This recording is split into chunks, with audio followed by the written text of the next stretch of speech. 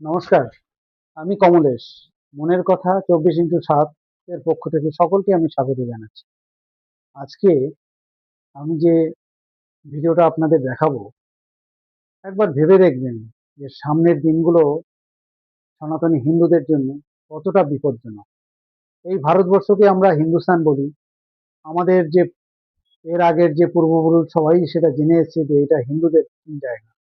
কিন্তু এই ভিডিওটা দেখার পর প্রত্যেকের মনে একটা যে একটা ভয়ের বাতাবরণ হবে যে কি পরিস্থিতি হতে যাচ্ছে সেটা কিন্তু আমি বলতে পারি।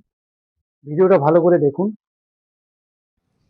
প্রতিদিন কয়েক হাজার জনকে জোর করে তুলে নেওয়া যেত হিন্দুদেরকে। যারা কনভার্ট করতে হতো তাদেরকে ছেড়ে দেওয়া হতো, যারা কনভার্ট হতো না তাদেরকে হত্যা করা হতো। মূল লক্ষ্য কি? ভারতবর্ষে আর কেউ হিন্দু থাকবে না? না, এটাই মূল লক্ষ্য, যে দারুল হার্বকে দারুল ইসলাম করা। এটাই মেন কথা, যে যে কোনো জায়গাতে দারুল হার্ব মানে কি? দারুল হার্ব মানে হচ্ছে যুদ্ধক্ষেত্র। তো যে কোনো একটা রাজ্য বা দেশ, যে দেশ কাফেরদের দ্বারা শাসিত, অমুসলিমদের দ্বারা শাসিত, সেটা হচ্ছে মুসলিমদের কাছে যুদ্ধক্ষেত্র, দারুল হার্ব। দারুল ইসলাম মানে কি? কোনো মুসলিম শাসকের দ্বারা শাসিত।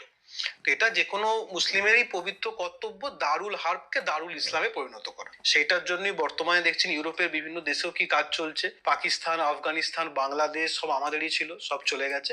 ভারতবর্ষ সেই লক্ষ্যেই কাজ চলছে, দারুল হার্বকে দারুল ইসলাম করা। ভয়ঙ্কর কথা আপনি বলছেন, অথচ যারা করছেন এই কাজ তাদেরই একসময় পূর্বপুরুষ হিন্দু ছিল। এটাই দুঃখের বিষয় যে তাদের পূর্বপুরুষ হিন্দু ছিলেন, এটা তো বটেই, তার সঙ্গে এইটাও বারবার জোর করে বলা উচিত যে তাদেরকে ফোর্সড কনভার্সন হয়েছিল। আমাদের এটাও বলা উচিত যে তাদেরকেও কিন্তু হিন্দুরা ফিরিয়ে নেয়নি। এটাও হ্যাঁ হ্যাঁ, অবশ্যই। কারণ আমাদের একটা গল্প এখানে রয়েছে, কি বলুন তো, যে ব্রাহ্মণদের অত্যাচারে নাকি নিম্ন বর্ণের হিন্দুরা মুসলিম হয়ে যায়। হ্যাঁ, এই গল্পটা বিশাল চলে। আচ্ছা, এবার দেখুন কোথায় ভারতবর্ষের, ভারতীয় উপমহাদেশের কোথায় কনভার্সন বেশি হয়েছে আপনি দেখুন। একটা হচ্ছে পশ্চিম পাঞ্জাব, একটা হচ্ছে পূর্ব বাংলা। আপনি যদি দেখেন এখনো ভারতবর্ষের জাতপাতের সমস্যা সব থেকে কম হচ্ছে পাঞ্জাবে আর বাংলাতে। এই দু জায়গায় কনভার্সন হাইয়েস্ট। যদি জাতপাতি কনভার্সনের কারণ হতো, হরিয়ানায় এখনো 5% নিচে মুসলিম, তাহলে হরিয়ানায় কনভার্সন হতো না। সাউথ ইন্ডিয়াতে এখনো ওরকম 5 থেকে 10% মুসলিম, সাউথ ইন্ডিয়ায় জাতপাত অনেক বেশি, ওখানে এখনো হতো না। তো কি এটা একটা ভুল গল্প যে জাতপাতের জন্য কনভার্সন হয়েছে? 1946-এ ক্যালকাটা কিলিংস বা তারপরে আপনার নোয়াখালীর দাঙ্গা, এই এই সময়গুলোতে আপনার কি মনে হয় যে ভারতের যারা সেই সময় একেবারে অগ্রণী ভূমিকায় রয়েছেন, একদম নাম করেই বলছি কংগ্রেস, তাদের নেতারা যদি একটু কঠিন হতেন, কঠোর হতেন, আরো লড়াইটা চালাতেন, তাহলে কি এই অবস্থা হতো না? মানে না, কংগ্রেসের নেতৃত্ব তো অবশ্যই চেয়েছিলেন তাড়াতাড়ি করে তারা যাতে সিংহাসনে বসতে পারেন। এতদিন ধরে আন্দোলন করছি, এত বছর কেটে গেছে ব্রিটিশদের বিরুদ্ধে আন্দোলনে, এবার যাতে একটু ক্ষমতায় আমাদের হাতে আসে, এটা একটা ব্যাপার ছিল। তার সঙ্গে কিন্তু এই যে মানে যাকে বলে অ্যাপিসমেন্ট পলিসি, এটাও একটা ব্যাপার ছিল। শক্তিশালী পলিসিরা নিতে পারেনি, এটা একটা বড় ব্যাপার। যেমন নোয়াখালীতে যখন হচ্ছে, সেখানে 18%-এর নিচে হিন্দু ছিল, 20,000-এর উপর হিন্দুকে হত্যা করা হচ্ছে। নোয়াখালীর প্রত্যুত্তরে বিহারে একটা দাঙ্গা শুরু হয়। সেখানে যেহেতু হিন্দুরা বেশি, সেখানে মুসলিমরাই বেশি মার খায়। নেহেরু তখন বিহারে চলে গেলেন। বিহারে গিয়ে নেহেরু বললেন, কারণ নেহেরু তখন হচ্ছে ইন্টারিম গভর্নমেন্টের প্রাইম মিনিস্টার, আভ্যন্তরীণ সরকারের প্রধানমন্ত্রী, তখন ব্রিটিশরা সরকারে আছে কিন্তু ইন্টারিম গভর্নমেন্ট চলে এসেছে, প্রধানমন্ত্রী নেহেরু। উনি বললেন যে আমি যদি এরকম দাঙ্গা না বন্ধ হয়ে যায়, আমি তাহলে বিহারের হিন্দু গ্রামগুলোতে ফাইটার প্লেনে করে বোমা ফেলবো। নেহেরু নোয়াখালীতেও গেছিলেন, নেহেরু কিন্তু এই কথাটা বলেননি যেখানে হিন্দুদেরকে হত্যা করা হচ্ছে। তাহলে আমার যদি সত্যি করে ধর্মনিরপেক্ষ পলিসি যদি সত্যি করে ভারতবর্ষে লাগু হতো, তাহলে কিন্তু এটা হতো না। এখানে একটা হিন্দুদের বিরুদ্ধে কাজ আমরা পরিষ্কার দেখছি, যেটা উনি বিহারে বলতে পারলেন সেটা উনি নোয়াখালীতে বললেন, এটাই দুঃখের। ভারতবর্ষের হিন্দুদের এই যে সিচুয়েশন, এবং ভারতবর্ষের হিন্দুদের আজকে নিজেদের জায়গা পোক্ত, তারা যে এই ভূমির বাসিন্দা, এটা বলতে গেলেও লোকে তাদের সাম্প্রদায়িক বলছে। এই সাম্প্রদায়িক শব্দটাকে লালন পালন করছে কারা আসলে? আমার তো মনে হয় একটা হচ্ছে যে হিন্দুদের সমস্যা হচ্ছে হিন্দুরা কোনো ঐক্যবদ্ধ নয়। বি আর আম্বেদকর বলেছিলেন যে every religion is a community বারিং the Hindus. কারণ হিন্দুরা কখনো সম্প্রদায়গতভাবে ঐক্যবদ্ধই হয় না। আর একটা কথা আমার মনে হয়, কোনো হিন্দু কখনো সাম্প্রদায়িক হতেই পারে না। মানে সে হয়তো নিজের ধর্মের জন্য ভাবতে পারে, কিন্তু অন্য ধর্মের প্রতি ঘৃণা, অন্য ধর্মের মানুষের প্রতি ঘৃণা, এটা একটা হিন্দু প্রচন্ড চেয়েও পারবে না, কারণ এটা ভারতীয় ডিএনএ।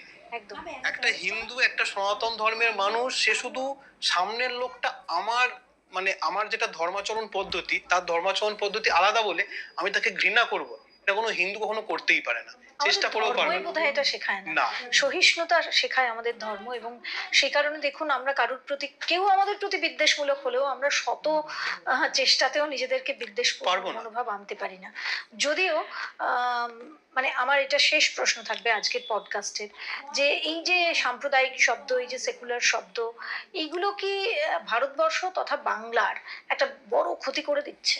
অবশ্যই, মানে আমি বলবো সিউডো সেকুলারিজম, মানে ধর্ম নিরপেক্ষতা আমি যদি ভাবি যে সব ধর্ম সমান বা সব ধর্মের মানুষের প্রতি সমদৃষ্টিতে দেখা, সেটা একদিক থেকে ঠিক আছে।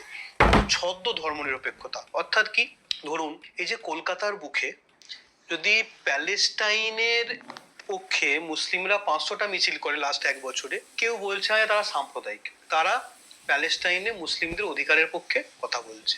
কান্নাকাটি করছে। হ্যাঁ ঠিক আছে, করুক, কিন্তু আমি আপনি বা কোনো হিন্দু যদি বলে যে বাংলাদেশে লাস্ট কয়েক বছর ধরে কি হচ্ছে, পাকিস্তানে কেন 22% হিন্দু 2% হয়ে গেছে, বাংলাদেশে 41-এ 34% হিন্দু কেন 8%-এর নিচে নেমে চলে এসেছে, কাশ্মীর ভারতের একমাত্র মুসলিম বহুল প্রদেশ কেন হিন্দু শূন্য হয়ে গেছে, মুর্শিদাবাদ মালদা আমাদের রাজ্যের, সেখান থেকে কেন হিন্দুরা রিফিউজি হয়ে চলে যাচ্ছে, কয়েক বছর আগে আমরা দেখেছি, সমস্ত টিভি চ্যানেল কভার করেছে, তাহলে আমি সাম্প্রদায়িক হয়ে গেলাম, একটা হিন্দু সাম্প্রদায়িক। এইটা সমস্যা। আমি যেন সব ধর্মকে সমানভাবে দেখি, সব ধর্মের আন্দোলনের প্রতি সমানভাবে আমার দৃষ্টিভঙ্গি রাখি, তাহলে এই যে ছদ্ম ধর্মনিরপেক্ষতার দরকার হবে না। এবং এই স্বাধীনতা আন্দোলন বলে যেটাকে বলা হয়, যে স্বাধীনতা ব্রিটিশের 200 বছরের যে রাজত্বকাল, সেই 200 বছর পরে আমাদের স্বাধীনতা এলো, এবং আমরা এই স্বাধীনতায় হিন্দু মুসলিম একত্রে আমরা স্ট্রাগল করেছিলাম, সত্যি করেছিলাম, এবং তারপর আমাদের স্বাধীনতা এলো। কিন্তু আমরা স্বাধীনতার লড়াইটা আসলে কত বছর ধরে লড়ছি?